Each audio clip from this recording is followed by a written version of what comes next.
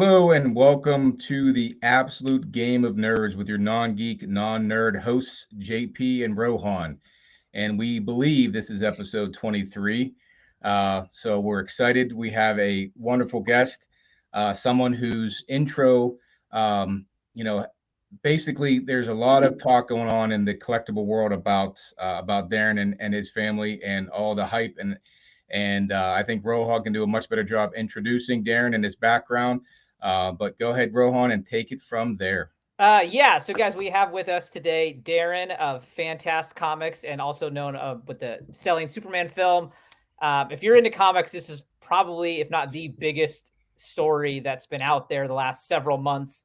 Plus, Darren's been on the interview circuit talking about it. They just had the, kind of the first big sale, which we're going to talk about.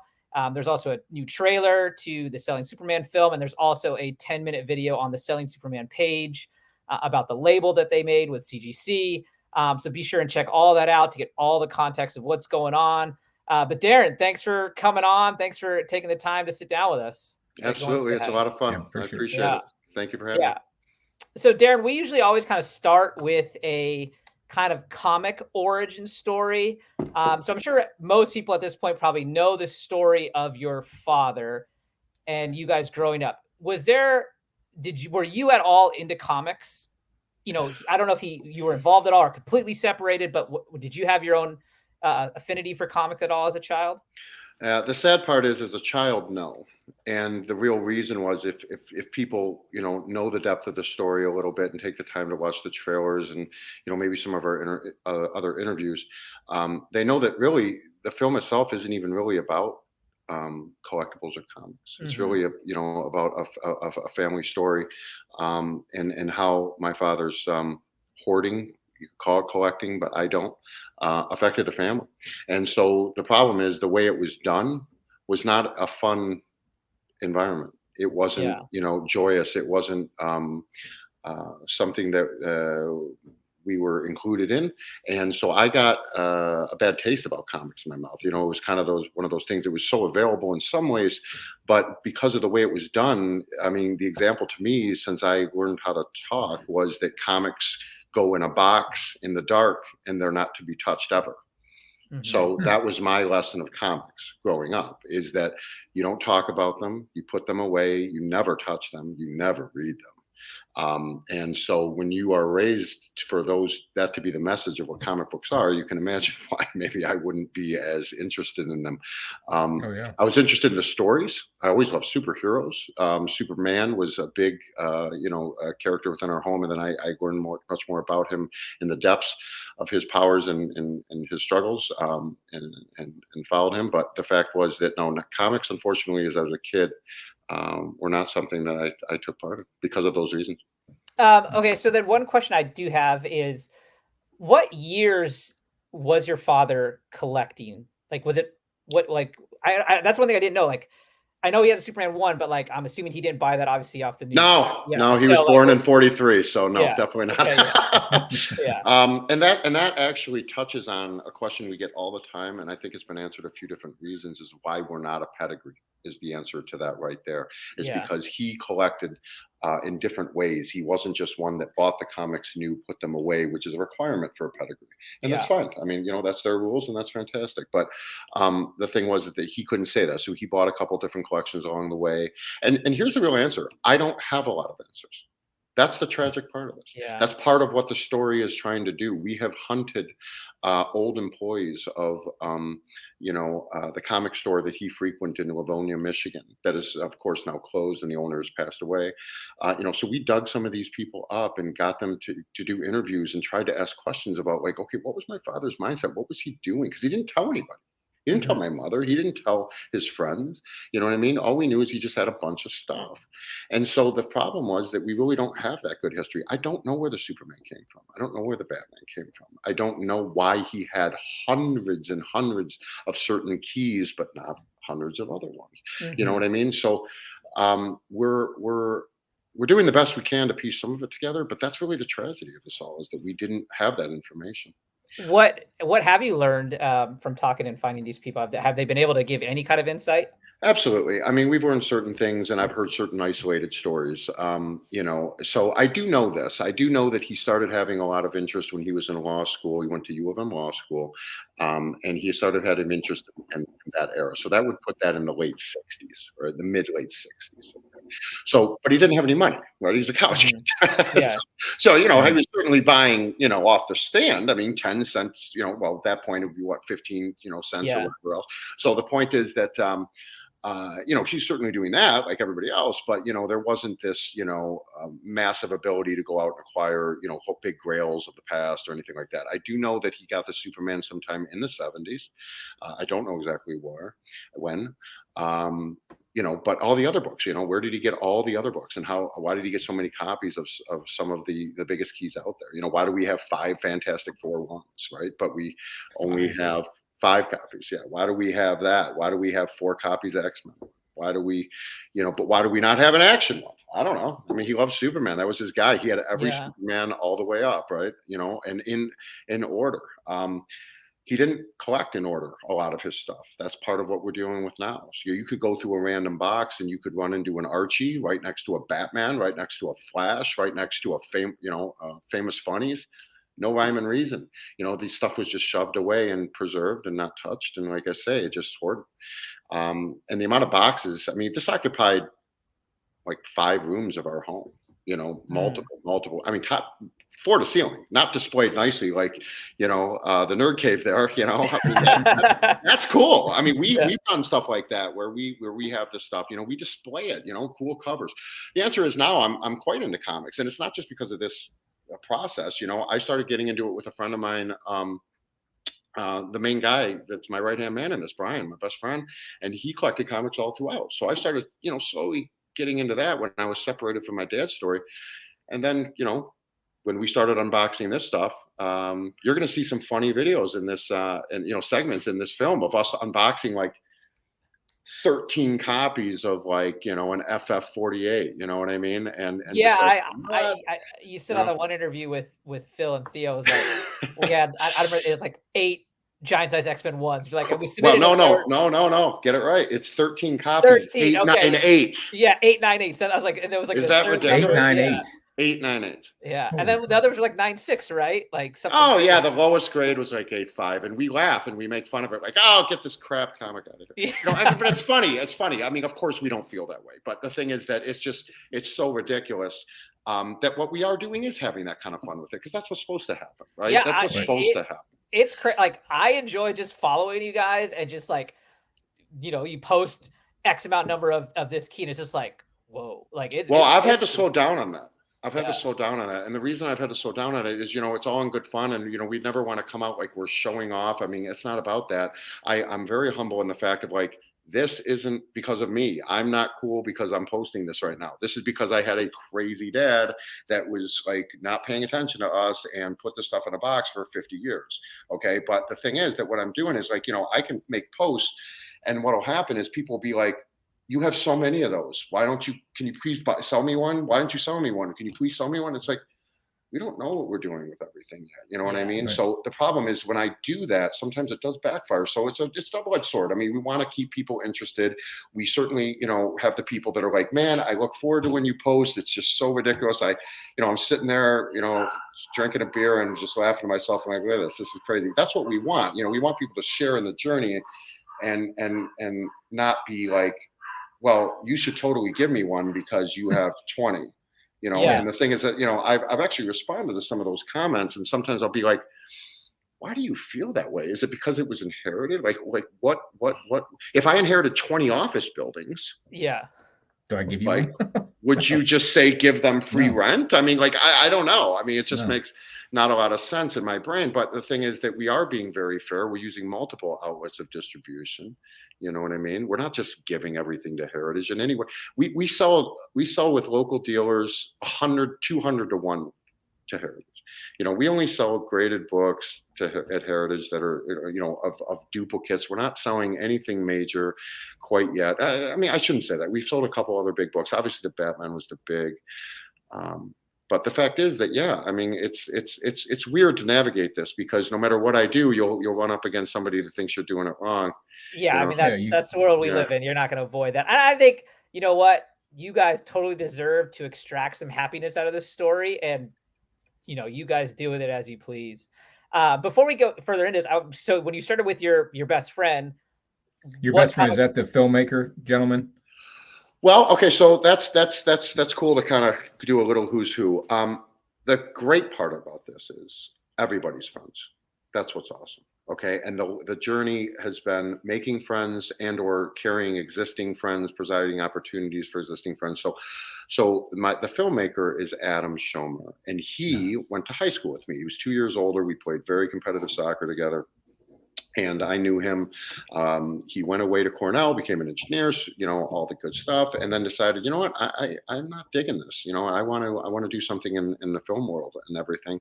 And you know, did the improv scene and worked his way up, started writing, and you know, started doing well for himself and making documentaries, right? And so I'd follow him and, you know, watch some of his stuff. And he lives in LA. And you know, when my father passed, you know, we spoke because he knew my father, and I was just casually kind of talking to him about you know, the process and what we're going through. And then, as I described on Phil's interview, I literally was on my way down to CGC and watched a documentary about books, rare books, like, you know, first print books, Hemingway's, whatever, you know, kind of thing. And I'm like, wow, this is really informational, but it's really dry, you know, pretty boring. And I called him up and just had to razz him. I'm like, Adam, you know what? I just watched this boring documentary. I thought of you. And he's like, oh, gee, thanks, man. You know, really nice. And so then, you know, one thing led to another. And I'm like, you know, honestly, Adam, this might be something to be interested in. You know, I don't know. It's just so crazy. And sure enough, he came in town to visit his folks and did some, you know, just real loose, candid interviews, and thought it was amazing, and started talking to other characters within it, like I say, my mother and, you know, good friends that are doing it with me. And it's a wild story. So that's Adam. And then my best friend, Brian, who's in the trailer. He's kind of the comedic role, but he also really knows his stuff in the hobby. He's great to have.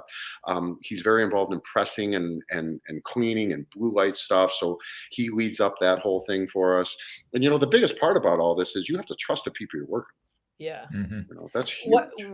What's Brian's IG handle? Because which one is he? He is oh God, he's hold on a second. Because I always see the other, it's like something comics. No, not Hatchback. So okay, that's what I'm thinking of. Yeah, Hatchback. Brian stays a little more key on Instagram. Hatchback, that's Josh, and he's also, of course, in the story. I don't want to say too much about his involvement, although it's all positive. You know, his role has kind of been become like a little brother to me. He's younger, and he had some health issues that we kind of got involved with and followed. And I met him a few years ago at my local Detroit Motor City Comic Con, and I was very impressed the way he handled himself as the smallest dealer there, or whatever. And so, you know, I went in there several years ago, and I just sort of try to get the lay of the land. Like, okay, like, who are my local guys? You know, I don't want to come out and say, oh, I've got this, and that. I just kind of wanted to see how they behaved and acted. So I kind of like loosely almost was interviewing multiple dealers and just playing a little dumb on certain things, and just to see, you know what I mean? Because I have to work with people that I trust again with consignment. So I knew about Harley Yee. Okay. And, you know, if you guys know Harley, if you know, I've seen him at cons. I've never really talked to him. Well, that's the point. You've seen him at cons. He's everywhere. The guy probably goes to 35 cons a year. He's a maniac, you know, and he has an amazing reputation. And so he was a Detroit guy. So it made some sense to start talking to him, and we were working with him. But with Josh, what I was attracted to was, again, the fact that he was just completely coming out as brand new into the hobby and as a little dealer. And I said, wow, what an opportunity to really just boost this dude, man. You know, I mean, we can really help this guy out. And the more I learned about him as kind of like the underdog story, I'm like, we're going to really help this guy out. And nice. It's been a cool journey, and a lot of others we have as well. But Josh, yeah, and he's become a close friend and an advisor, you know, and he gets involved in these things, and he's a fun dude. And his father, the irony there is, this is insane. His father is his like right-hand man, okay? Because Josh doesn't drive as of right now, because like I said, he's got some health things. His father is the same name as mine. Huh.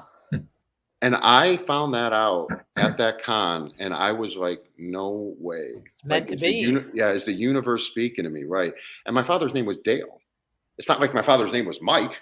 You know what I mean? I mean, 100 Mikes. I mean, my father's name was Dale. How many other Dales you know, right? I mean, not too many. So I was like, whoa. And again, I'm not making that like some deep spiritual thing. I just thought it was just a nice cherry. Oh, yeah. It's a sign. Things happen for a reason. And that's right. I always believe that.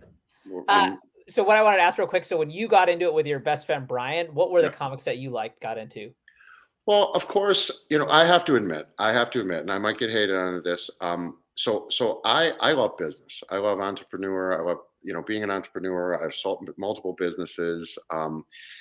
So I was very drawn to the investment piece of it. Okay. Now, again, that's not to say I don't love, and now it's much different. Now I'm chasing covers. I'm like, oh my God, these crazy robot covers and all this stuff. Like I super dig, golden age robot covers. And of course, anything Superman. And I have a lot of stuff I collect. I just bought a Startling 49, you know what I mean? And the 9.0. I just bought a, Black Knight 1, at Heritage, 7.0, like crazy grades. And, these are books I purchase, I mean, you'd think, well, God, he's got all these books, but, there's certain ones we either don't have or maybe we want better grades. House of Secrets 92, another one that I just bought, the 9.4. 9.4. Oh, wow. Yeah, sick. So the thing is that, and we got our eyes on a few others, we definitely have some growth. So at that time, at first, I was like, all right, Marvel just sold to Disney. That's huge. Like I recognize the significance of that. And I also recognize the significance of Star Wars, going with Disney. No, that doesn't make me some, wild genius. Anybody can say, wow. Mm-hmm. But as far as the collectibles, I said, okay, they're going to really resurge this, because Disney, they don't know how to lose. Just anything they touch is gold. Pretty much, right? I mean, so the thing is, they're just going to market it to the moon until it works, no matter what. So I started recognizing that, and I understood that the blue chips and things like that. And my father passed in the middle of 2020, right in the heart of COVID, right when the values were going berserk, right? It was almost like, whoa, is this, just, we weren't even ready for it. You know what I mean? Yeah. So the answer is that I was looking at investment spec type of things, right? But now, like I say, it's a whole different ballgame. I have a guy that now works for me full time, who's again become a good friend. His name is Adam, another Adam, and he'll send me great buys and opportunities like now. Like he just sent me a Cap 74 in a 3.5 that I might pick up. It's a great deal, and so we don't have that book. You know what I mean? So. It's been a lot of fun to complete and round out the collection. You see that's what I was going to ask. So you have all these extras of Giant Size X-Men, Fantastic Four. So when you say round up the collection, what do you imagine it to look like? Well, that's a very relevant question that's changed since we've started this process, and we'll have to just see. But that's a great question. And my vision of that is to do exactly kind of what you're alluding to, is get rid of the duplicates and either trade up or to acquire some of those, just amazing covers that we'd want / storylines / just big blue chip books that we don't have. So like, again, we don't have a Cap 1. We don't have a Cap 74. We didn't have a Startling 49. Okay. We had a Mask 1. We sold it. I kind of regretted it. So I'll probably pick a different one up. So, I mean, these are the kind of things. But, when you have, like you say, 200 copies of Ghost Rider 1 and probably 150 of them are in the 9s. Yeah, you have some bargaining room. But what I'm also very sensitive. Yeah, but the thing is, what I'm also sensitive is I would never flood the market. I would never do that. Oh, yeah. I'm never going to do that. I mean, I have 200 copies of Star Wars 1. You know what I mean? I mean, it's a great book, and they're all, like I say, I mean, probably the lowest grades, like in an 8. And again, the only reason is because when he bought them all at the exact same time. He put them in a box and never moved them. Guess what? They're going to be in good condition. I mean, that's just how that works. You know what I mean? They were kept indoors. They were kept climate control. They were never in the light. What do you want? Yeah, they were never in a basement, so they didn't have to worry about water issues and things like that. So you said it. Yeah. Jeez. So when you're, even before your father passed, did you know that you didn't know what, but you knew that there was this big collection that one day you were going to have to sort through, I assume. Is that correct? Well, again, I love stopping at the details. I knew there was a massive whatever, And I was begging him not to make me be the one to go through it. Ah. And I say begging, I mean for like probably 15 years. Wow. I'm dead serious. I said, Dad, look, first he was a difficult dude anyways, right? I mean, he had Asperger's, which again is zero problem. But the problem with that is if you don't admit it, like he didn't, and you don't recognize it, it'd be like if you had a challenge seeing, like I wear glasses for distance, but then you just be in denial of it and just walk around and bump into stuff. Right, and drive your car that way. Right? You can't drive your car. You're going to crash into somebody. I mean, that's just insane. No problem having any condition if it's managed or realized, right? And so the point is nothing against having, some of my best friends are on the spectrum. Who cares? We get along great because there's an awareness, right? And and there's just a sensitivity. He had complete denial of it. And so he was a very difficult guy anyway. So I had talked to him, I don't know how many times, because I have a younger brother and I don't want to say special needs. All right. But we're very sensitive in the fact the way we talk about it. But the fact is that he needs help. He's not fully independent. He has a great job. He gets around. He lives by himself now. But he lived up with my father up until the day my father died. And it was a big challenge and weight on my brother. And we tried to get him out of there. And my dad kind of, utilized, the fact that he couldn't defend himself as much to make him almost like a little servant. It was really sad. But the fact is that I did not want this. Okay, that does not mean that I don't think it's great and now or whatever. And it doesn't mean that I think he's cool. We get a lot of that, like, oh, you must love him now and you hated him then. No, not at all. I still hate the fact of what he did. I would trade it tomorrow. Like, Dad, if you would have, been more involved in some of the stuff I was doing and understood, and been involved in some of the business I was doing, he was an attorney. He never helped anything. I would have traded that in a heartbeat. I didn't need this. I have my own living that I've done very, very well. This is not changing my lifestyle. People are like, oh, you got millions of dollars. I was very good before. I'm very good now. This is not because of, we are working with several charities. We are helping other people. We are giving great deals to people. We are trying to find the right buyers. So this was not a, oh my God, now I got this and now I can really live the good life. Not at all. Okay. I did not want to do this like this. I wanted to do it as a family. I wanted him to be a part of it. I wanted him to direct. I wanted him to have wishes. What did you want? What did you want, Dad? I mean, like, he left no will. He left no direction.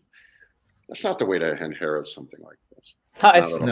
It's kind of ironic, I guess, that a lawyer doesn't have the will to. Listen, I called several of his friends to tell them, unfortunately, because his passing was actually fairly sudden. I didn't think that it would go the way he did. He was getting very confused in the house. He had dementia and so on. And he hit his head one time. And he's on blood thinners. I'm like, Dad, you got to go to the hospital. You have to get checked out. You can't, you might have internal bleeding. You know what I mean? So I basically dragged him to the hospital. I mean, he was out of it. And I called 911. We had to literally trick him to go in. So he went in and I'm like, okay, well, we're just going to make sure he's okay. But I think I have to have psych start looking at him. You know what I mean? Because he was seeing things in the house and all kinds of other stuff. But it ended up that he started to decline really quickly and he got pneumonia and he wasn't responding to the antibiotics. Next thing you know, they're talking to me about hospice. I'm like, what? This guy's here because he bumped his head. What are you talking about? And so it was pretty sudden, which in some ways, I mean, I guess is a blessing for him. He never really realized what was going on, I suppose. But, he was only 77. He wasn't like an old man by today's standards. Mm-hmm. So the point is everything happened suddenly, but you're absolutely right. I'd call some of his friends and they'd be like, what? He didn't have a will. He did my will. It's like crazy. So, I mean, I just think he didn't want to face his mortality. I touch on that in the label video about the UFO. There's a part about the UFO. Mm-hmm. And all the things I say are absolutely true. He never really wanted to face it and he didn't have a plan. And it's a shame. And there's been some very emotional times, like when I graded that Superman 1 and some of the others, but I mean, Superman was his guy. And, at the time, that was the second nicest copy of that book on the planet at the time. Isn't it still? It's a 7.0. No, well, what happened was. Oh, it's a 7.0. That's right. There's an 8.0, well, what happened is an 8.0 became an 8.5. Yeah. There were two 8.0s. And one of the 8.0s became an 8.5. So someone pressed clean and did that dance. Yeah. And the thing is that good for them. But the fact is that, but at the time, there were two 8.0s and no 7.0s. Mm-hmm. And then another 7.0 surfaced. Yeah, and then it was sold right away. I was thinking the Batman one that sold was an 8.0. That's what I was. Yeah, the Batman one is an 8.0, but Yeah. that was in the top 8 copies in the world. Oh my god. Yeah. All right, but the fact is that but the Superman, that was an incredibly special thing, because like when I went down there, and that was right in the heart of COVID, and I wasn't even supposed to be in the building, and Matt Nelson invited me in, and he's like, "Let's see it." I'm like, "See what?" And he's like, "Let's see Superman." And I'm like, "Right here?" And we were in the lobby.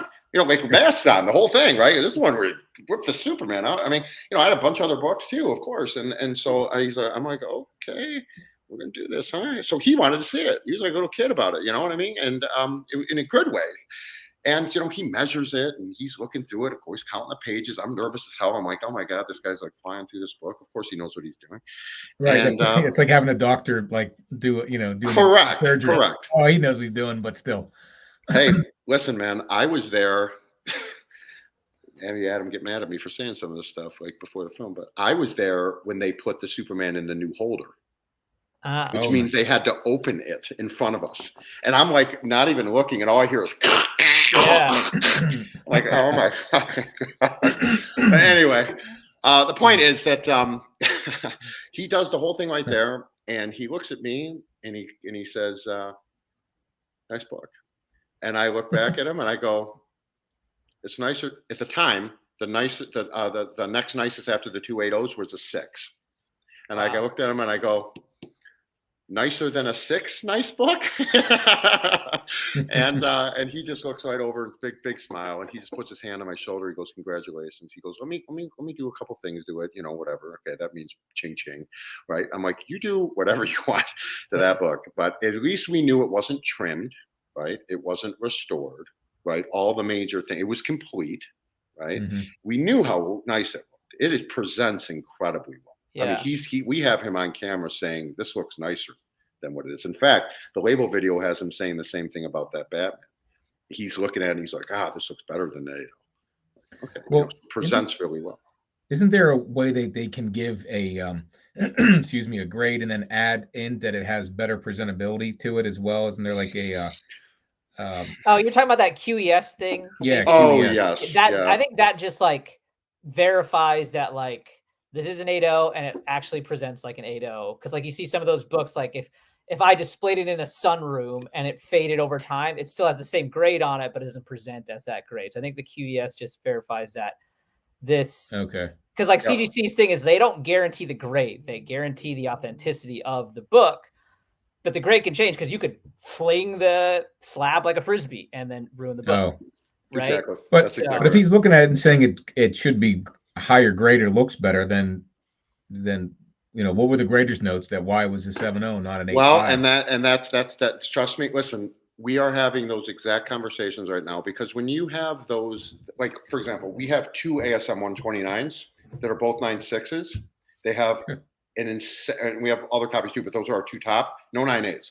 So I'm like, where are the defects? And you look at the back and there's 2 like little thumb bends. They're totally correctable, like absurdly correctable. Okay. And so I'm going to take those down there and I'm going to sit down with Matt, and I don't want to crack at ourselves. I want to show him, and I want to be like, this is the defect right here. Let's agree on that. Of course, you can fix this. It's CCS. You know what I mean? You can press this out. That's what you charge for. So I'm kind of expecting once that happens that this should become. So you're absolutely right. But the problem is that there are certain things, and I bought the CGC book of the grade, and it's incredibly done. But I mean, the thing is that it's based on, the technicality of like, okay, is that little bend, an 1/8 of an inch or larger? Is it this or that? There is no grading system for how vibrant the red is. Yeah. How vibrant the blue and the yellows are, or, that kind of a thing. Right. Yeah. So it's all about the defects and the technical world, but you're right. Like there's certain things about certain graded books that just, oh my God, like I hate myself. The pet peeve of mine is when you have like any book, but let's say especially a 9.8 and the spine doesn't wrap around correctly and it shows that white border. Like I just don't like that. You know what I mean? Yep. It's like, no, I want a 9.8. I want it perfect. Like I want to have it. Yep. So it's Manu. Yep. That's like Manu. Yeah, exactly. Yep. Yeah, but the thing is that's not one of the criteria. Okay. Yeah. And so it doesn't mark off. But if I was to own my like ultimate grail book, let's say like, one of my Ultimate Grail books in 9.8 is an Avengers 57. I love that cover, like one of the top covers ever. And again, another book, we have a couple 9.6s. I have no 9.8s, which I will own. But the fact is, the one I own, I promise you, is gonna have that line perfect. Right. Yep. It's just how it is. But it is something, and it's something that learning all the time. And there are a lot of books that are right on that bubble that could go up, and I don't have to tell you. We just had a Journey in Mystery 83. There was a 7.5 that we thought should be an 8. We had the discussion with them. It's an 8 now. Nice. So real quick, let's rewind a little bit. When you now first walked in and it was all there, I'm assuming Superman 1 wasn't the first book you found. So like, kind of take us through those first kind of steps, days, however you want to talk. Like, how long did you take when did you discover the Superman 1? Like what did that whole kind of discovery process look like? I knew he had a Superman 1. I knew he had a Batman 1. I knew he had a Hulk 1 because he talked about those books, because he was real proud of those books. As proud as someone that never looked at his stuff or told anyone else or displayed anything could be, I suppose. Those were not at the house. And I knew that those were at the safety deposit box at a local bank. Got it. So I knew that like there were 4 short boxes. Okay, Turtles 1, all the FFs, X-Men's, those were at the safety deposit box. Now, again, I didn't know what was in there except for about 5 comics until it was time to go clean those places out.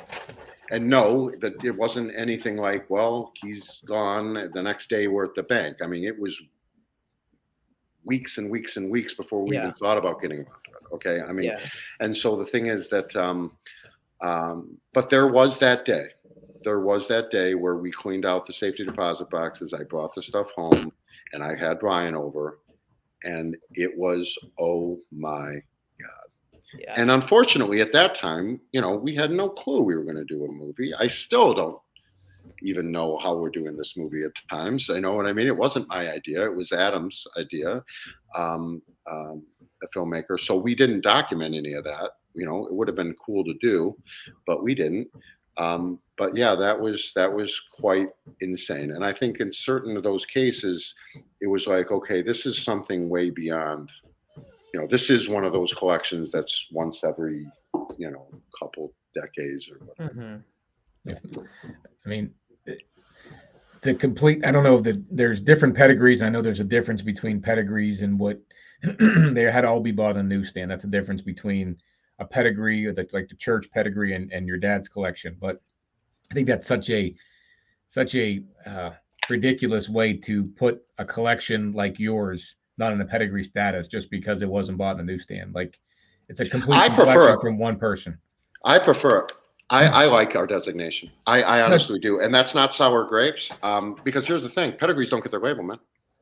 Yeah. That's true. Yeah, that's true. Yeah, you did. Right? And you want to know something else? Pedigrees, I'm not talking down to pedigree. Oh my God. I mean, Promise Collection. Oh, yeah. Oh. Right. I mean, but the fact of the matter is that my father assembled this through multiple different means. And I think that's kind of cool. Okay. Because the fact of the matter is he has every single Superman. Okay. He had every single Fantastic Four, every single X-Men, every single ASM. Like you said, he didn't buy them all. So he had to make sure he had them all. Right. So he had to make sure and hunt them down. And there wasn't this thing called the World Wide Web. Yeah. It wasn't the same. There was no eBay. He was doing this in the 70s and 80s and the early 90s. You know what I'm saying? We're assembling his quote runs. Well, that's not easy. You're just some guy from Detroit, and you know what I mean? Like, how do you know what some guy in Nebraska's got?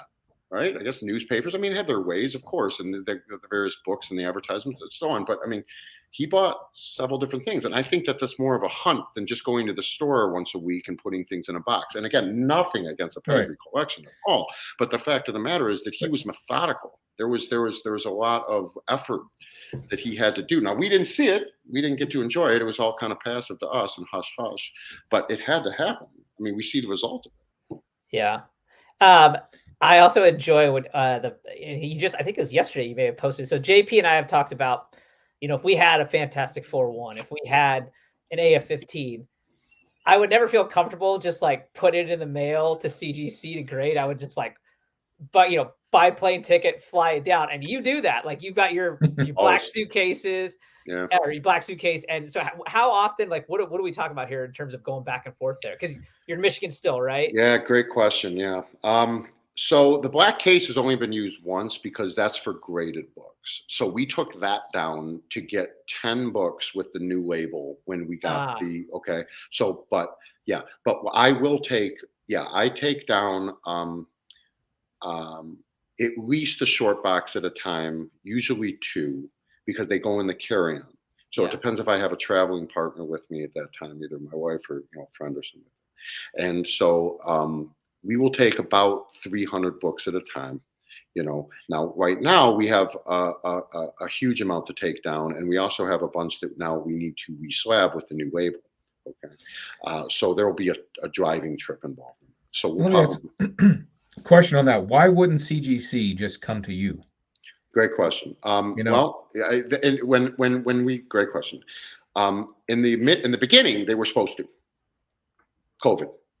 Right. So there were like 2 years there that was like, no, not going to happen. Okay, which is cool.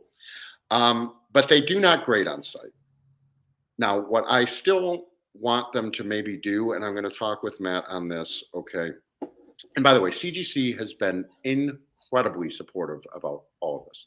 I know people, have their this or that comments about CGC, and that's fine. But as far as the humans involved, right, the people, the staff, they've been amazing. So whatever about the company, and people in the fees, it's not my business. But the human beings that have worked with me in the customer service. Now, again, I'm a pretty good customer. Right. I mean, obviously, but there still is something to be said about them going out of their way in certain cases and being very, they've been incredibly supportive of the film. Again, they approached me for the label opportunity, but the answer is what I really would like them to do is to come up, and again, we'll be asking Matt if this is possible, and just do a pre-screening on several thousands of books. And the reason for that is because then it will save me the time of like, because it's very simple. It's like, all right, if this pile is not, let's say, an 8.5 or better, we're not going to grade it. We'll sell it raw. That's fine. Okay. But if it is, then at least I want to know. I don't need to know if it's a 9.2 or a 9.4 or a 9.6 or a 9.0. I just need that it's like almost like a grade or not grade, right? Yeah, you want to qualify them essentially. Yes, exactly. And someone could do that fairly quickly, I would think, if they came up. Again, we can do a decent job at that, but it's not the same as having that, obviously. Yeah. No. So that would be the reason I want them to come up. They're never going to grade on site. They're never going to encapsulate or anything. Well, no, I guess not encapsulating, but weren't they sending books during COVID to employees that lived? No, that was CBCS. That was okay. CBCS. All right, because I knew someone lost books, and I wouldn't even want that to happen. But I remember that story of them. That was CBCS. That wasn't CBC. I mean, geez, for a short period of time, they could set up a headquarters in Michigan and grade all these books and encapsulate them. Well, they should we're not the only ones that would, again, there's other amazing guys out there and that do a ton of volume. And, so again, I don't want to say that we'd be that special. I mean, you're the only one that you got the label. I mean, that's pretty special. So they should, I'm thinking, and again, it might take a couple months and they move on to the next one and that kind of a traveling grading, because I mean, you'd have to rent a U-Haul, a couple of them to get them all down there. And again, you're not going to grade 100%. all of them, no. But the pre-screen makes sense, at least to save yourself that time. And, but geez, yeah, that's the one difficulty with such volume is getting them, the ones that need graded. So, Darren, your dad, so he passed in 2020. So CGC was around the last 20 years of his life. Did he grade anything? 0. Okay. Not one. Okay. And don't forget, we have as many cards as we do comics. Right. I heard on the other interview you did that there's maybe the value isn't there with the cards, right? But there's as much volume, or is it, did I hear that wrong? Absolutely as much volume. And then there is a lot of UFO stuff too. That's why that comes in label. That's pretty neat. That's one of the reasons, and also because of what he said. Like he was just gonna, his succession plan was to literally beam himself into space with his stuff. Yeah. And he'd laugh, but he wouldn't say anything else.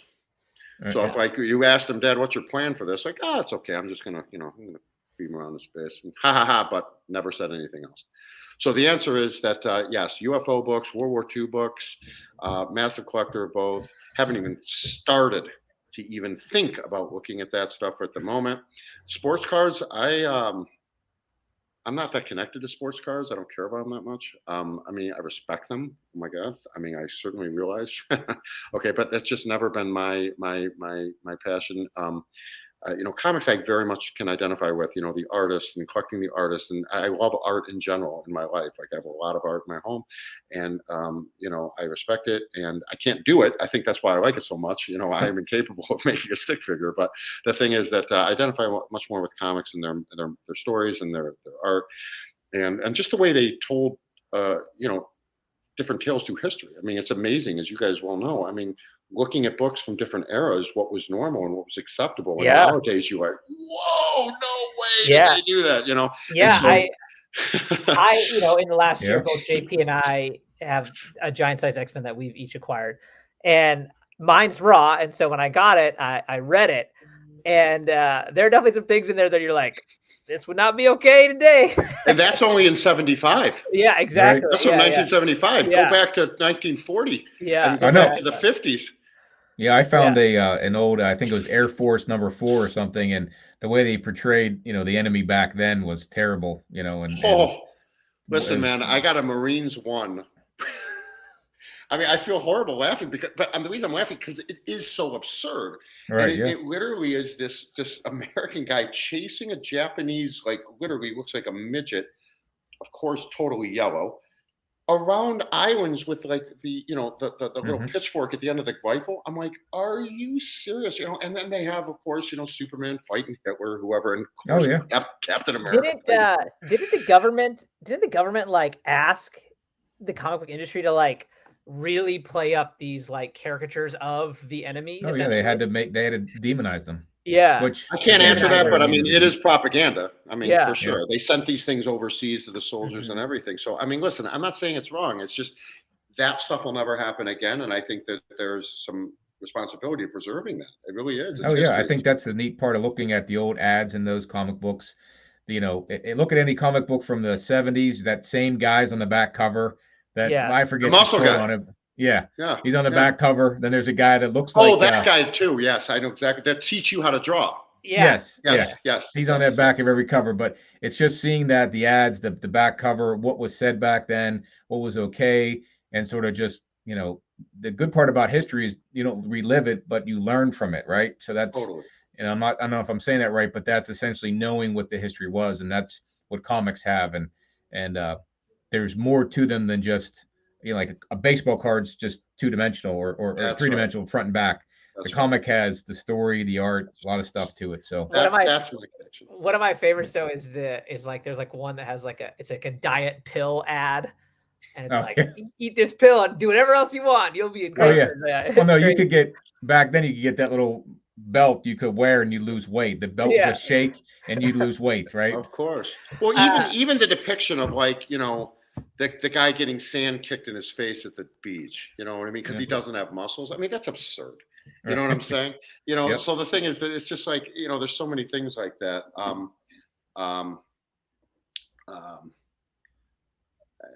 So the point is that, no, those are why I identify with comics much more. But again, we have the same situation with cards, and we've worked with people with cards. We've graded tons of cards, everything from garbage pail to sports cards to. Do you have any Marvel cards? Yes, absolutely. There you go. Absolutely. If you're interested, I'll be interested in any Silver Surfer cards you have. Silver Surfer cards. Yeah. Oh, interesting. I collect comics, but I also have I collect Silver Surfer cards. Cards. Yeah, I mean, I collect his comic books as well. But right. Well, how many cards did he have? So I mean, he's been on cards. Yeah, I mean, there's a couple hundred, I think. Oh wow! Okay, I would. So you had like the Marvel trading cards, series 1 and 2 and 3, and went on in the boxes, right? And then they made other ones that Rohan knows more about than I do, but just offshoots and Fleer Ultra made cards. So yeah, like Silver Surfer first appeared on a card. I think it was in 1976. Oh wow! And so there's a lot. I mean, like, and the first Marvel set was 1966. Okay. So there's quite more than you. And I honestly didn't even know all that until I recently got into them and learning that there's a lot more than you realize. Because I as well grew up on that Impel, Series 1, Series 2, Series 3. And now as I'm starting collecting, I learned a lot more about that. Understood. And that's we haven't dived super deep into the cards, but we know we have them. And what I did see, let's back up a little bit more, and we'll talk about some stuff that's logistical. That is, I think, it's important for people to realize. A lot of people think that this is about going through boxes and just pulling out big books and thinking you're rich and whatever. There's a massive under tone to all this in the literally logistical security IRS department of this, that it's not all about the funny and the yay and the big value and the big sale and who cares. First you have to contain 300,000 comic books. If there's somewhere to put them that's safe, that is secure, and also again, with the environmental conditions proper, right? Then you have to do the same thing with the cards and the books and meaning the physical books, UFO books, and everything. On that, is that a warehouse that you guys have? Because shipping containers. Well, I own a warehouse for one of the businesses I have, and we adapted some space using shipping containers within that. But okay, how fortunate that I already had that. I mean, again, if you don't have that already, what are you going to do? Did you have that vault in there? Yes. Well, no. I mean, all that stuff was made for the comics. So the thing is that there's 3 shipping containers. Sometimes it's fun to hear how many I have because I've heard upwards to 5. It's fun. But we have 3 40-foot long, 8-foot wide shipping containers, the kind that you see going across the ocean on barges, right? Yeah. You know exactly what I'm saying. And those are temperature controlled? Yes. I have those all temperature controlled, as well as humidity controlled, as well as fire detection. And then, of course, we ran electricity into them for lighting and just, again, the climate control. So that is one fun thing. Then we have a very large safe for some of the highest and biggest stuff. And then we have a room that I built around the doors of those shipping containers so that we can actually work in there and sort and everything. And you've seen shots of that as well. Yeah. But that's all within a warehouse and carving out that space. So that's number one. So that's just the logistical of physically containing.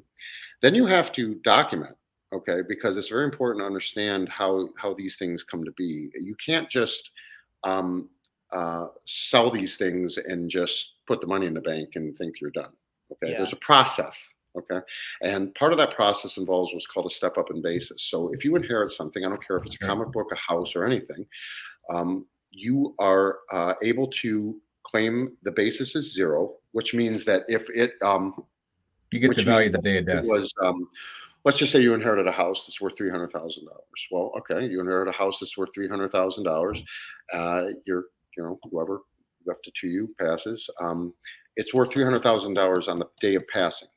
Right. If you sell that for $350,000 a year later, a month later, you owe the capital gains on the 50 grand.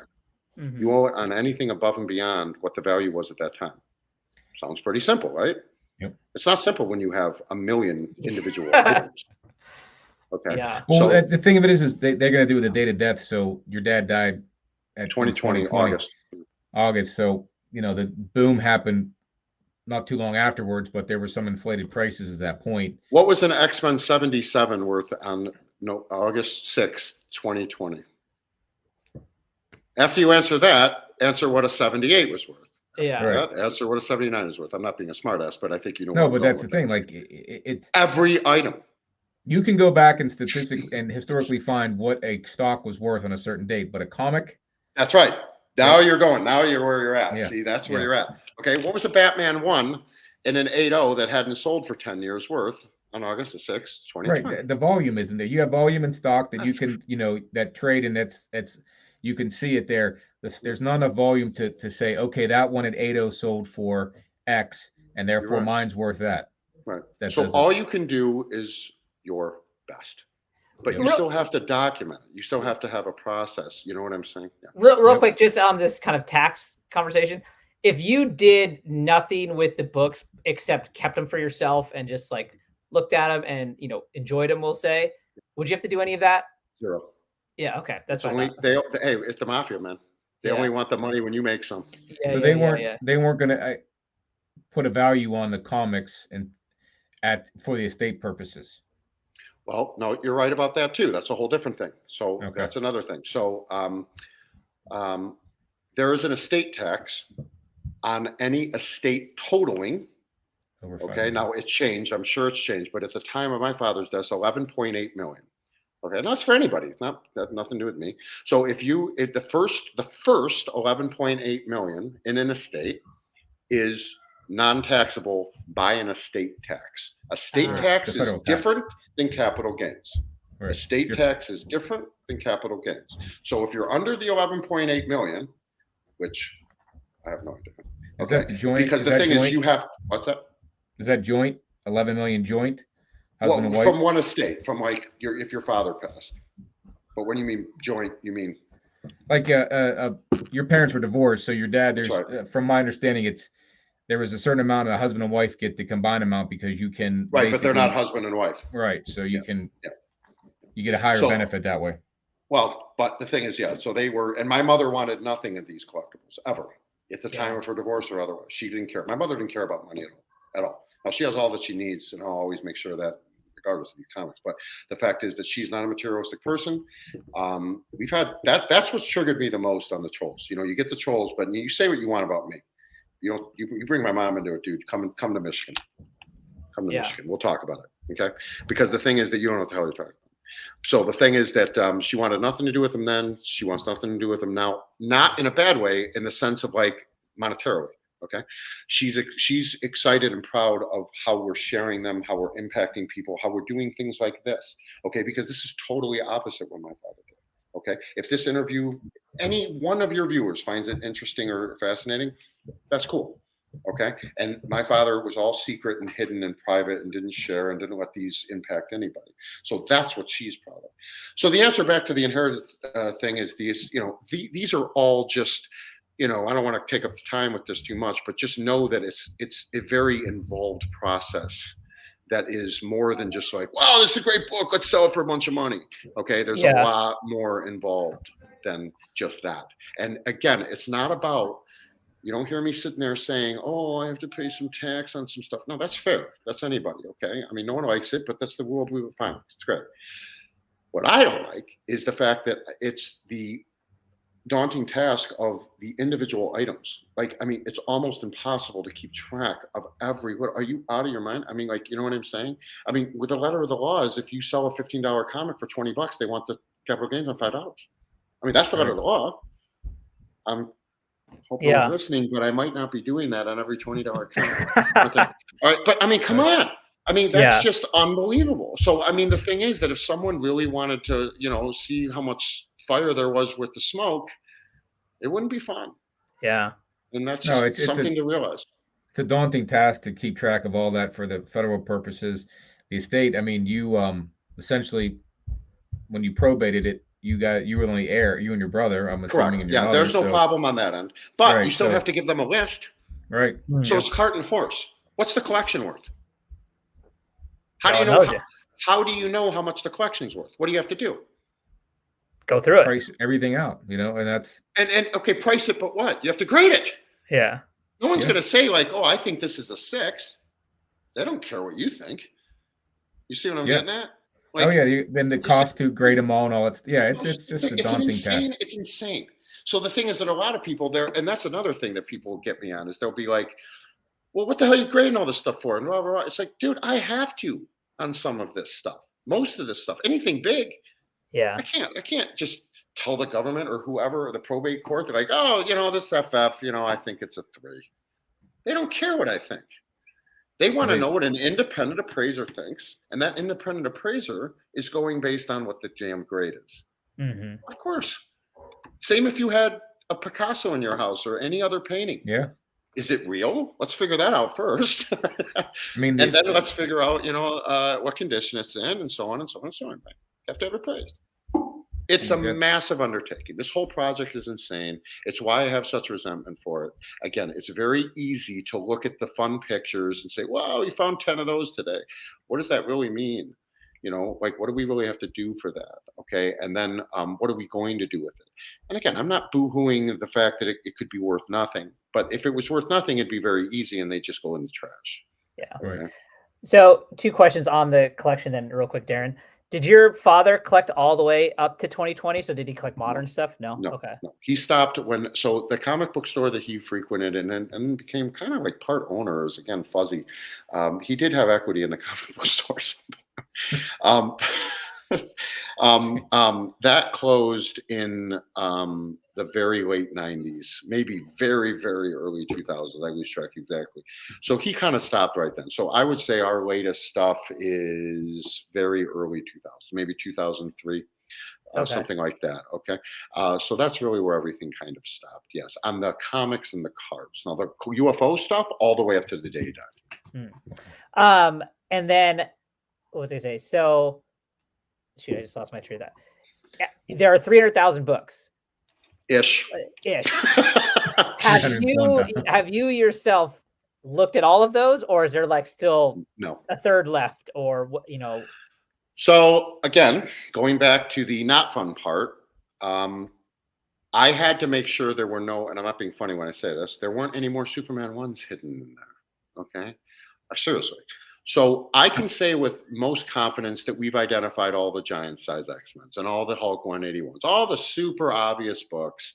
Okay. But we're still whipping out. And that's why I have this guy, Adam, like I say, who literally works for me every single day, going through books and identifying like, oh, this is a offbeat first appearance of this. This is a double cover. This is a this. This is a that.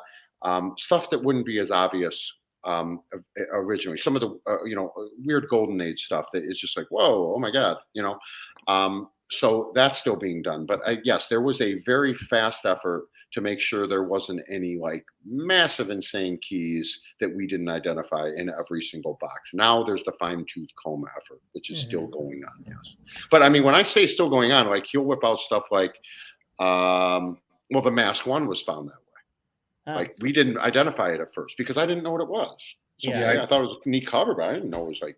I just saw one selling Elite that I wouldn't know it was worth a penny. Yeah, right. Yeah. So I mean, cool cover, right? I mean, you can see it's like, wow, it looks like a tattoo. It's like a super cool cover. But the thing is, I was like, well, I didn't know that was like a big book. So there's stuff like that that'll happen. Embarrassingly enough, I didn't know. Was it More Fun 76? Oh, the first Aquaman. Okay. Yeah, I didn't identify that book. And he did. And he's like, dude. I'm like, oh, oops.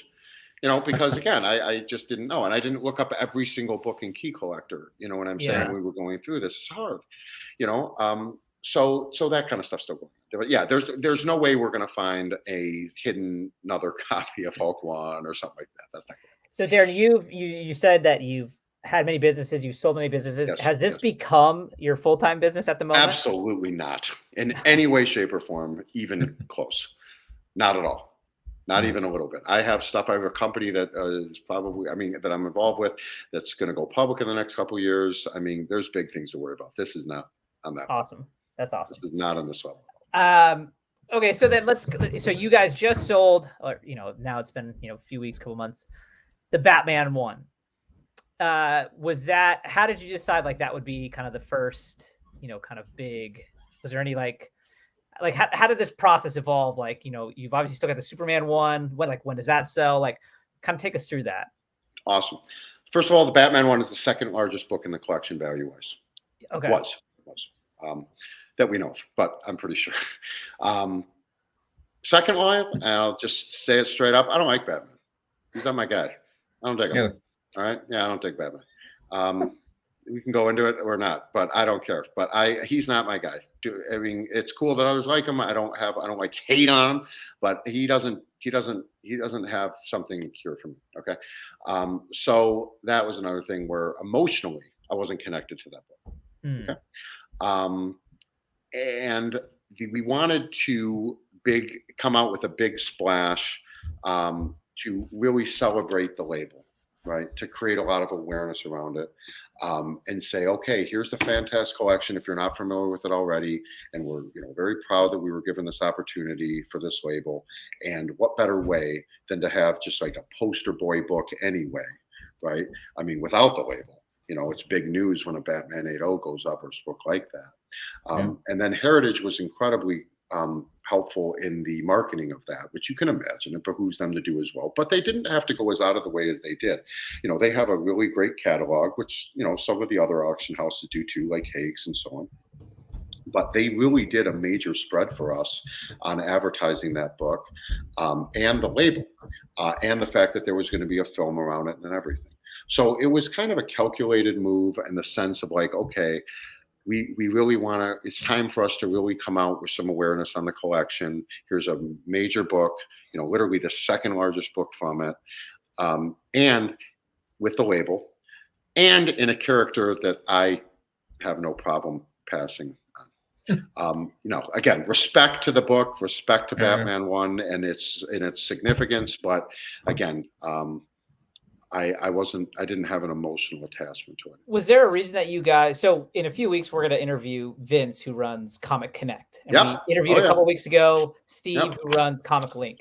Why did you guys, was there any reason why you chose Heritage? So Stephen Fisher, who is Vinny's partner, has been up to see me twice. No problem with either of them. I've met Vinny at cons, again, very casually. I talked to him on the phone, I think, one time. Hakes has visited me. Everybody's visited. I'd imagine so. Oh, by the way, I forgot about our massive amount of Star Wars toys. Yeah, so he had a massive amount of Star Wars toys all in the box as well. Okay, great. So I just said that massive amount. Oops. Wow. So insane. And that's actually, there's a shot of that in the trailer. If you rewatch the trailer, you'll see the Star Wars stuff laid out, but he had the figures too and everything. Anyways, but the fact is that I'll just tell you straight up. I mean, I had a bunch of these people up, and at the time, I was a little bit more green to it in the sense of just knowing where everyone laid.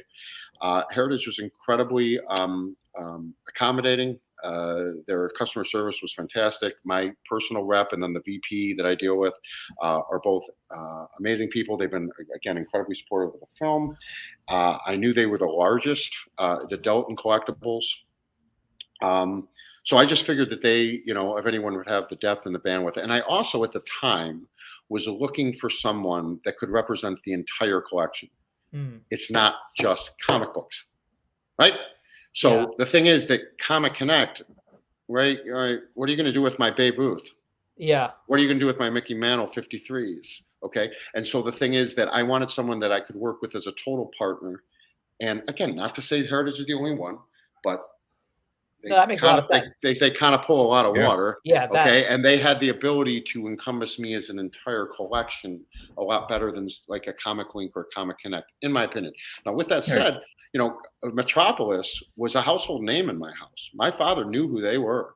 And he always thought that maybe they'd be one of the ones that would come in and, buy the collection as a total, which would have been the dumbest move that he could have ever done, because as you know, when you sell an entire collection, you're selling it on pennies on the dollar. Yeah. Absolutely right. And so, but my father just didn't have a grasp on how things were changing with the internet. Okay.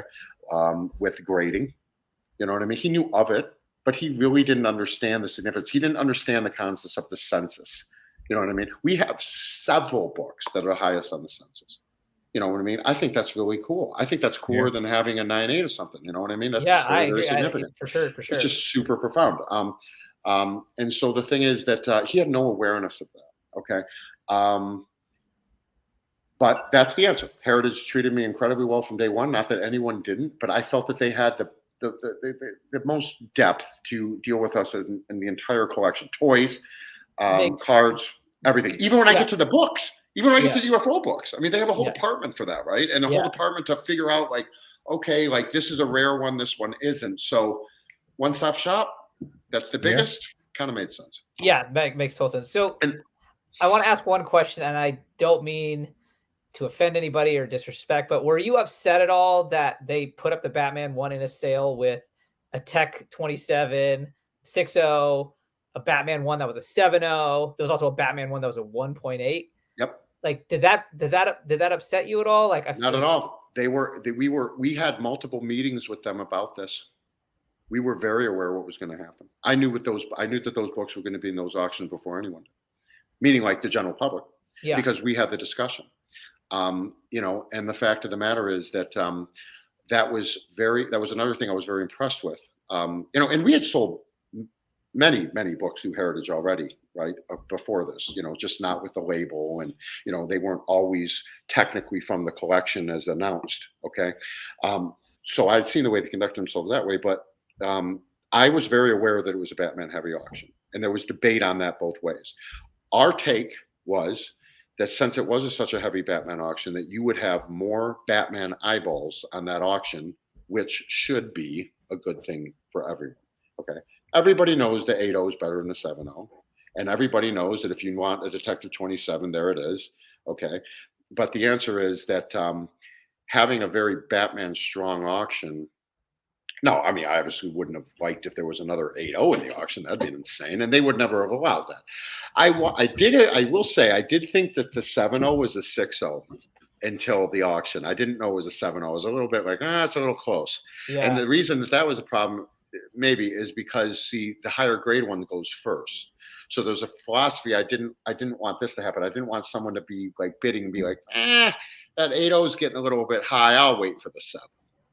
You know what I mean? So, but you never know. You have no idea what the hell's going to happen. Honestly, I mean, to be in retrospect, I mean, the book went a little bit lower than I think everyone projected. I'm not complaining. It's an auction. But the thing is that, you know, everyone that I had asked had you know, said, you know, a bit more. And it's not, and the reason that's significant is because you can't do a redo. You know, it's not about whether, you know, it's just one copy. It's gone. I will never auction that book again, ever. So the fact is that it's like, if it went for, let's say, 300,000 less than it should have, that's a very nice home. I mean, it's like, hello, that's not insignificant. I mean, you have the other people that would be like, well, how could you ever complain of comic going for $1 million? It's not about that. Okay. I've said this a couple quotes, and this is again with just business minded stuff. Big assets sell for big money. That's how it works. Okay. If you have an apartment building that is worth $10 million, if it sells for 9, that's a lot of money, but you're pissed because it's supposed to sell for 10. Okay. So it's not about like, it's not a lot of money, or it's about what it's worth. Okay. And the answer is, at that day, at that moment, it was worth to someone $1.1 million with buyer's premium all in, because that's what it went to. That's what someone paid for the book. Okay, it has nothing to do with what I got, and there's varying reasons of what I get. And you know, one thing that all the major auction houses do when you have a significant collection is they give you above the strike price. They give you part of the buyer's premium. I'm not allowed to talk about that exact percentage, but the fact is they all do it, so it's okay to talk about. So you don't get the sale price; you get a buffer on anything significant. Oh, interesting. Yeah. Do you know at all, like, an interesting data point that I would think, because I have no idea how. Let's just say the high-end Batman collectors, right? These are the guys that can buy a high-grade Batman 1, can buy a Tech 27. I'd be curious to know, like, how many people were bidding on these books at that time, because I don't know how big that class is. I don't either, and I don't have access to that either. All I can tell you is with that, when that auction closed, and you know, the Heritage people that, you know, came, because we were there physically for it. We filmed there. Yeah, we were down there. So the thing is that you know, the guys came up after, and I go, well, what do you think? And they're like, well, I can tell you one thing: you're going to get paid. They knew who bought it, you know. And so the thing is, it wasn't like, you know. So again, that's another thing that Heritage or any of those guys do. They call up the people that they know should be there, and they say, they probably got a whole catalog database. Yeah. Oh boy, they know exactly who the possible bidders will be, right? And so again, that is that's another strength of going with a firm like that. Not that they all don't have their connections, not to say that one bit, but the answer is that you know, you make your decision, you stick with it. And I'm a big person with loyalty, huge. Okay, they've done well for me this whole time. Okay, they gave me a great, like I said, percentage of the buyer's premium. So why would I switch them up when it was time to sell something so big? I wouldn't do that. That's not how I conduct myself. Yeah. Right. You know, one thing I learned about recently is that if you're in Dallas, you can schedule at Heritage to go in and just like look through what they have for. So like when Darren, your book was there, if I went down to Dallas, I'd be like, oh, can I schedule a tour to check out what's going to be on the latest auction? You could do that. 100%. Like, It's that's awesome to do. It's Yeah, I awesome would to do. like, I would, if I ever, if I'm in Dallas, I'm definitely doing that. You should. Yeah. And I'll tell you why. Yeah, you'll see comics, but it's the other stuff. Yeah. How about seeing an entire like dinosaur skeleton? You know, they got everything, man. I mean, Yeah, you know what crazy. I mean? Or it's crazy. I mean, or some clock that is like, you know, was worth, you know, or, you know, I don't know, in some like temple in wherever that's like, you know, 500 years old. I mean, you know, they got everything. And it's really a neat mecca of not just collectibles, but history. You know, what I just, you know, a side hobby of mine is I'm very fascinated with the cosmology, you know, as far as just, you know, the physics of space and, you know, how the universe behaves and moves. I just find this fascinating. They had all these meteors there and all these like lunar rocks there and all these Mars rocks there. And, you know, just when we happen to be there, I'm like, whoa, forget the comics. Look at this stuff. This stuff's just floating around in space for billions of years. Oh my God. You know, you said the dinosaur skeleton. Yeah. So I'm up in Seattle.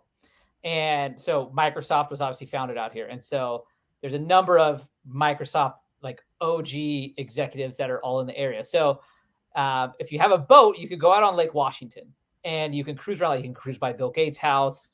And there's like the guy that did Windows. His house has 101 windows. Anyways, there's this other Microsoft old school executive that has a house on the water.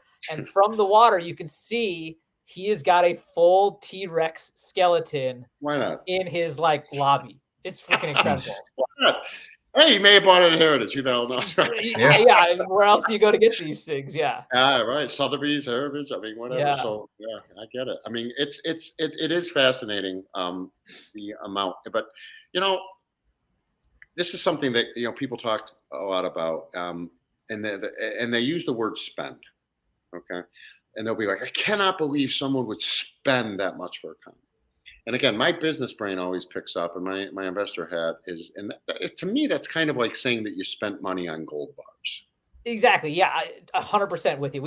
We've talked about this before. Like, like, do you think as a comic book, it's silly, right? But like, how is that comic book any different than a Picasso potentially? It's right? not. Like, it's not. It's a piece of history. It's a collectible. Like, its value has its value to the people that are into that. Like, there's just because you think it's silly doesn't mean that it is. Like, period. It's a hard asset. Yeah. And when you spend the money to get that, you're just escrowing it. You're just locking your money up in that particular asset. Yeah. Listen, right. you want to spend money, buy a yacht and put a bunch of gas in it and drive around. Yeah. Okay. That's Right. spending money. All Yeah. right. You know, throw a big party on your yacht and have a bunch of people there, and that's spending money. Okay. Yeah. Right. You're not spending money when you buy one of these. You're transferring cash. Yeah. That's exactly right. And listen, here's another interesting thing. True or false? When you sell a book like this, Heritage 1099s you. I would think true, like eBay would. False. Really? None of them do. The big boys, none of them do. Huh. Sotheby's, any of them.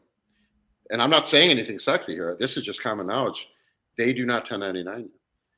So the answer is, you start wondering, and again, I in no way fit this model, but you start wondering, boy, if you're in a situation where you needed to legitimize your money, I wonder if buying a hard asset like this and then selling it on Heritage, where they send you a check in the mail and don't 1099 you, is an interesting concept. There you go. A little arbitrage play. Exactly. Again, I find it fascinating. Now, again, all the powers to be are well aware of this. This isn't something I'm saying, but it's interesting. So what it does is it who bought my book? Was it a guy sitting in Russia? Yeah. Do you know? No clue. I would love to know. I would die to know. I would pay. Oh, I'd pay $10,000 to know. And they won't tell you that? Oh no, of course not. This is confidential. You know, of course not. But you'll know because of label. Well, I'm honestly interested if that guy or anyone that buys any of these big books will ever, reach out to be like, hey, I bought the Batman one. Or, hey, I would love it. Here, my thinking was this. I was, and again, always thinking the business side. I was thought, like, if I bought that book, I would immediately want to meet me, and I'd want to know about the movie, because he's a part of the movie. I'm assuming he. Okay, so he, she. Whoever bought that book is a part of this film. They're not named, but they're part of this film. We're documenting their purchase. We're documenting the significance of it. We're talking about the after effect. We're talking about it all. Their purchase is a part of this story, period. Okay, they're in the film. So why wouldn't they maybe reach out and be like, hey, what's about this film? I'm interested in maybe being a part of it or taking part. Because, Adam is the one raising money for the film. And we're pretty much done now. But the thing is, it's not me. I'm not making the film. So a lot of people are like, well, why are you asking for money to make this film? You've got businesses and I invested in the film very substantially, but not the whole amount. Okay. Because leave some for other people as potential investors. And we've had many people come up and be like, I want a part of this. I think this is an amazing story. I'd like to be a piece of this. I want to invest. I actually thought there was a chance of the person that bought that Batman to be like, so what about this film? Because they're kind of investing in themselves. Yeah. They're a part of this story. And I got news for you. If you got 1.1 to spend on that book, you might have a little left over, maybe a couple bucks after, to invest in this fun film that you think you might be, a part of and everything. So everything about it's interesting. Yeah. No, there's a reason why they bought your book. That's the reason why they were on there, to buy the label, the story of that book. Maybe they're going to reslab it. Yeah, well, I guess they could, but bless them. They're allowed to. It's their book. And I will say on that note, like I thought one of the great things you said, I can't remember if it was the interview with Rage and Phil or if it was on something else, but you said, something like, we didn't get to enjoy these books with my father. I hope whoever does buy them gets to have that enjoyment. I thought that was beautiful. Like, that was beautiful. It's the total truth. We're trying very hard for that. Listen, we work with dealers so that they can get them in the hands. They're a conduit. They're a middleman to get them in the hands of the people I hope that appreciate them. I don't want to sell to a bunch of flippers and then whatever. That's not what I want. I want, again, I said about the Batman specifically, I hope that whoever bought that is looking at that thing and smiling, label or not, okay, and really has it out. I hope they're not just doing what my dad did and put it in a box and say, well, I hope it's worth $2 million someday. No, I really hope that they're, proud of it, that it was a grail for them. It was the right time, and, that's the story I would hope for. And with any of the books, we just sold a book, a very emotional, to a veteran with our Captain America. I posted it, meant a lot to me. Yeah, I saw that. And we have those moments all the time, but he was a real special guy. We're in touch all the time. And that's what we're doing. We're meeting people like that all the time. So the long and short of it is that that is my hope. We're in no rush. Okay. I have no urgency to move any comic. I don't have to sell anything. I know that. Yeah. Do you know when, is there a target release date for the movie? 2024. 2024. Yeah. And then how will it be released? Great question. Adam could answer a little bit more, but I mean, certainly, various streaming platforms I've heard, that's his department. Again, I stay out of that. I mean, I let him do his thing. He has complete creative control. I have some veto power if he says something that, I feel is damaging to our family, which he would never do on purpose, ever. And that's what's so nice about working with friends is that, you can trust that he is going to represent the story in a balanced, neutral way that is, listen, I can tell you this, this is not this whole film and everything. I've tried to cancel this film probably a dozen times. That's a fact. And I always go back and I'm like, no. And then what happens is you get these comments of like, man, this is really touching me. This has really made me think about my collecting and how it affects my kids. Or you get something like, hey, my dad was like this, I can relate. And then it pushes you through to, maybe continue, because at the end of the day, why am I putting myself out there? I don't have any ambition for any kind of fame. I mean, I was on the front page of our local paper because we agreed to do a news report with them, and it was on the front page. I was horrified. I mean, I was so upset. I called the paper and I said, "What were you doing?" And they're like, "Well, we thought. I mean, technically, someone would want to be on the front page, right? I mean, that would be an honor, I guess, right?" I was out of my mind. You couldn't even speak to me for like a day and a half. I was that upset, and that's a fact. And then it went to USA Today. Of course, it wasn't on the cover of that, but that's a national news, and I was just upset myself. And that is where I was like, I'm pulling the plug on this thing. I'm done. Yeah, I'm done. So, are there any other big kind of Grail books that you're many? we're gonna have a badass collection, man. That's awesome. I mean, hell yeah. Hell yeah. Why wouldn't you? I mean, again, I don't, this is not, I don't need the money. I don't, whatever. Gave this a head start that you can't make up. And the thing is that, again, I want to put it to the finish line, my finish line. And when I say mine, I mean my group, like not alone, enjoying it with my friends that are helping assemble this, right? In a way that makes sense. And it doesn't mean 150 copies of the same book in a box. Okay. Mm-hmm. It means really cool books that spread all different genres that we think are cool for various reasons. Having the opportunity to trade up and again, not for the market, but trade out some and then really solidify the ones that we want to focus in on. Why the hell not? So you still have assets like we just talked about, right? Yeah. I mean, yeah. If every one of my businesses crashed to the ground and everything else and I had to dip into this, it's like, okay, I still have value that can be sold, right?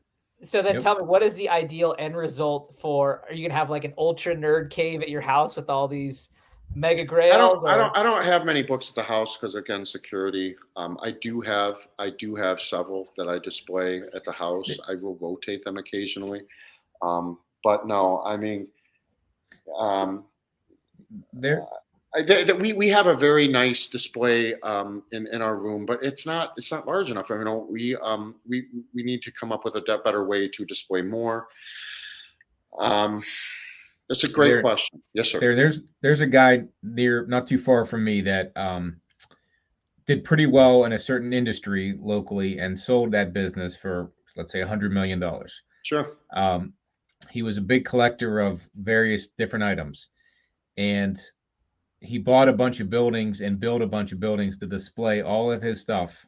And he calls it like John Land or something, like his own land to go to his collection. It's not a museum, but it's gated off. It's all stone brick buildings, but they're displayed there.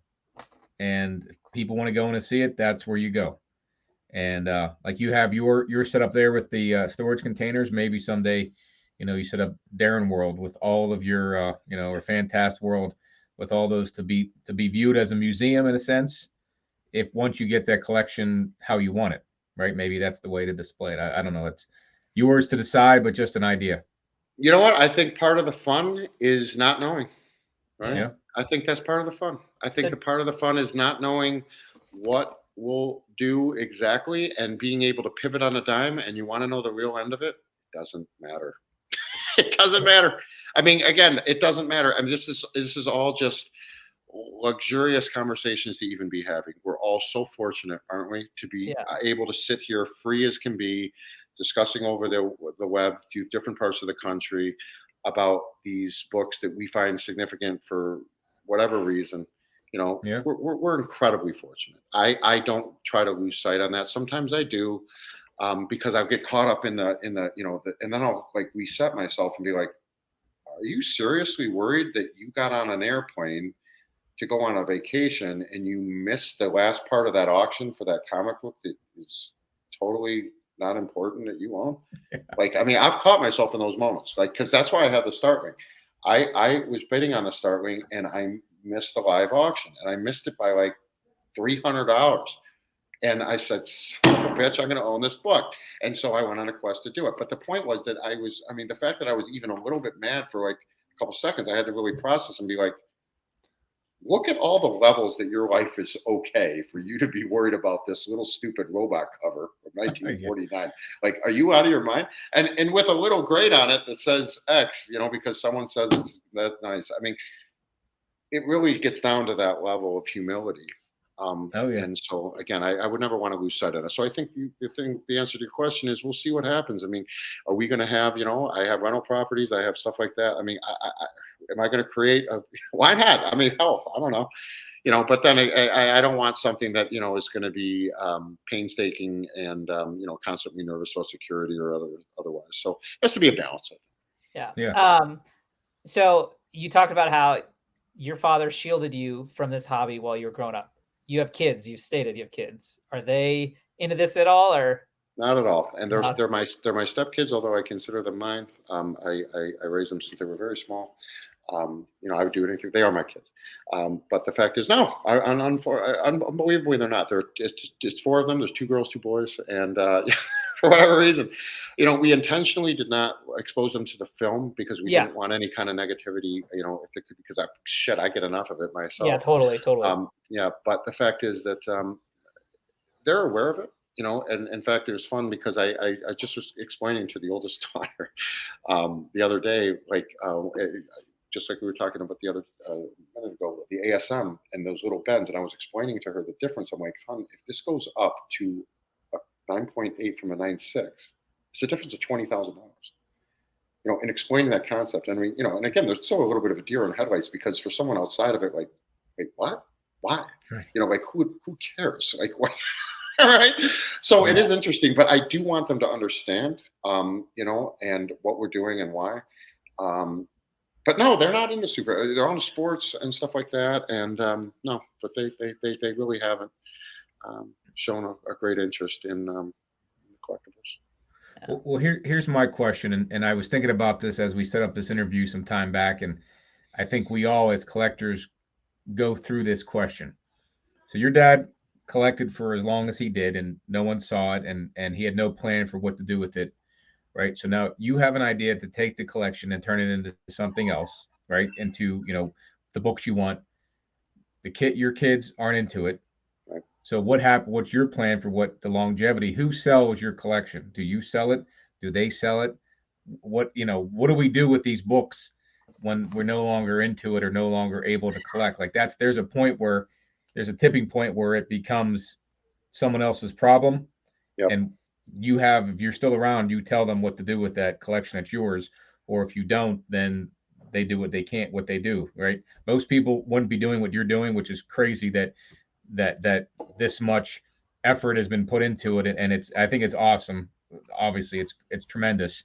But most kids would just get rid of it and be done. Whereas this is becoming, quite a legacy for your family, and that's a really cool part about it. So you're right. And you said a very important word, and that is legacy. And I believe in legacy. I believe my father didn't leave a legacy. He left a pile of boxes. Right. And I hate to be disrespectful, but that has to be.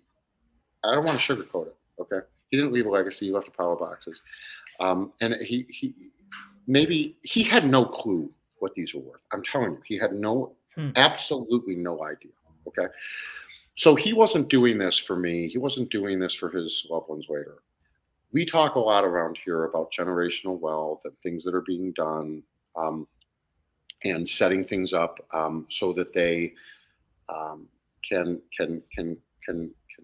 survive after any one person's existence. Okay, right. So this just compiles on top of that. There are discussions that I have been having with estate planners and everything that I've done everything else with about the uniqueness of this. The difference here is these stuff will be documented, is documented. Okay, and mostly the important thing is that all the significant things will be graded. So even if something sudden happened to me is the point. Right now, I have surrounded myself with a lot of people that they know are resources for this, including, like I say, my best friend, who's the best man at my wedding. Okay, they know they can go to Brian. Okay, and say, Brian, help. What do we do?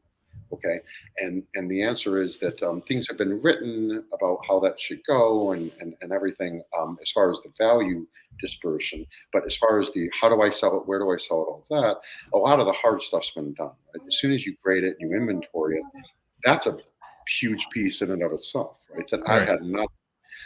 But it's a wonderful question, and I can just say that there's no way that I would do to my family what was done to me with this. There's not a chance.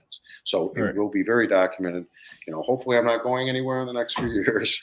But the answer is but it can happen anytime. It can happen. It can happen suddenly, man. You can get in a car crash tomorrow, right? I mean, so that is something to be thought about. So the main things have already been thought about and documented. But again,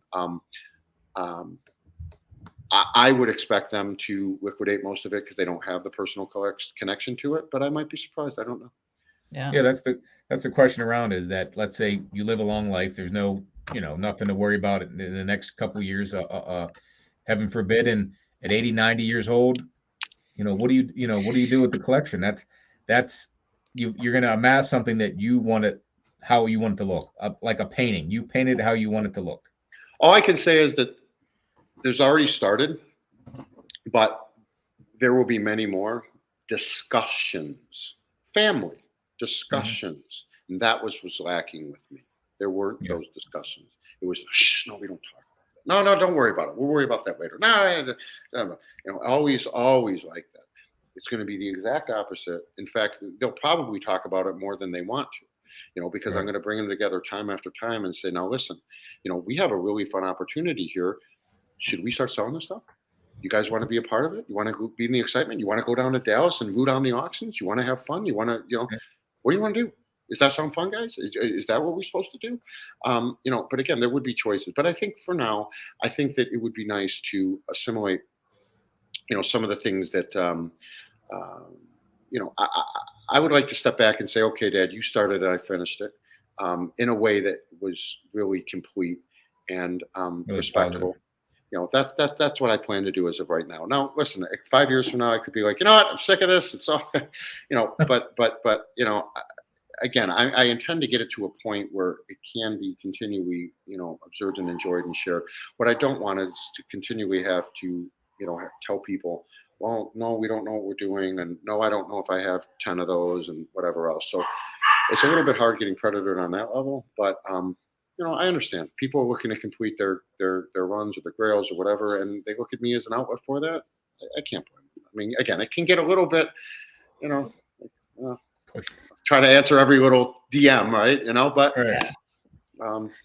I try to never say, well, we're too cool for you or too big for you. No, I'll answer anybody. I mean, I've had people say, ask me about $20 books. That's important to them. So it's important. Yeah. It's important to them. Last, Darren, I know you were talking about your family, but when you were just saying that, I was like, I thought you were asking JP and I. We were like, yes, we want in. We want to be involved. We want to go to Dallas. Let's do it. Let's set this up. Yeah. We're in. Well, we're right. Well, then, hey, that would be the answer if you guys. We got a couple books we'll bid on, right, Rohan? Yeah. Hey, listen, you guys are involved. I mean, you're following it anytime. I'm totally approachable. I mean, again, I'm just a dude navigating this. And like I always say, I mean, on this particular stance, I'm just a guy that inherited Daddy's comics. I mean, that's all this is. I'm just doing it as a business. I'm doing this but it could have happened to you guys. What's the difference? You don't pick your parents. And so the thing is that, this is my silly story. I mean, and again, it could have been so many other different things. I guess I use the example because I have other friends that have inherited 20, 30 apartment buildings. Okay, that was their thing. Their dad was in the real estate. All right, real easy. And so it's just, this happens to be like, goddamn, Dad, you did it in the most difficult way in this crazy treasure hunt.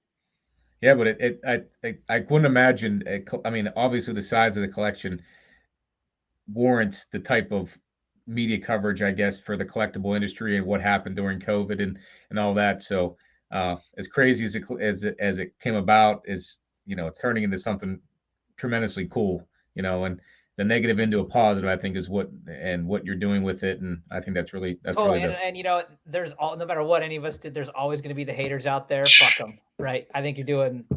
I'm trying, man. You're doing great, and we're all enjoying the ride with you. So, well, you guys are. Again, I mean, I've had some very surprising comments, and again, I'm not used to that because I'm not exposed in my personal life. Again, the right people know the right things about the things I do, but again, that's just not my style. I'm not the big flash, out there guy, and it's the. I've always admired the FDR saying, "Walk soft, we carry a big stick." And that's how I've modeled my life in a lot of ways. And the thing is that this, unfortunately, what it does is it catapults me into that quote limelight, and then makes people say, "Oh, okay, so that's why he has millions and millions of this dollars or whatever." It's like no. But if you want to think that, that's cool. But the thing is that don't. I would hate to have it be like, that Darren wants, he's a success because it's his daddy comic books. You hear about that? And again, it's not about other people's opinion necessarily. It's about just a recognition of your own accomplishments and milestones. That's I think what triggered me so much about being on the front page of that paper. You know what I mean? I've done a lot of other cool things, and here I am on the front page holding my daddy's comic book. Right. It was a little weird to me. It's like, wow, that's what got the front page. You know, and again, I know it's special. I'm not saying it's not, but it was just kind of that whole thing where it's like, Could have been, yeah. Many other things you did could have warranted the front maybe. page. I mean, and it's not that I want to be on the front page. That's not what I'm Right, trying to I say know. in any way. I'm just saying that it was like, wow, you know, that's like something anybody could have had. You know what I mean? I just don't think that they're. Again, I always take away how special. It's like if your dad had a Superman 1 and it was a 7.0, you'd own it. That's it. Yeah. Okay. If your name is Mark, your name is Dave, you live in Connecticut, I don't care. It's real simple. If your dad had a Superman 1, he died and he left it in a box, it'd be yours. So Right. that's all. I mean, and again, I know there's many other comics. That's not what I'm saying, but you get my Right. point. Yeah, Okay. yeah. And so it's just I think that what I want to do is create a story where people can identify and say, wow, okay, what he turned this into, or you know how he's being fair with it, or you know, the charities again he's helping, and the things that he's doing with the power of the collection and the reach. That is cool. Not the book. The book is simple. Just have it. You know, it's what you do with it. Yeah. Yep. So that's what we're trying to do. Right on. Well, Darren, this has been awesome. Thank you so much for coming on and talking with us. This was absolutely incredible. Well, it means a lot to me. Thank you for representing it properly. Thank you.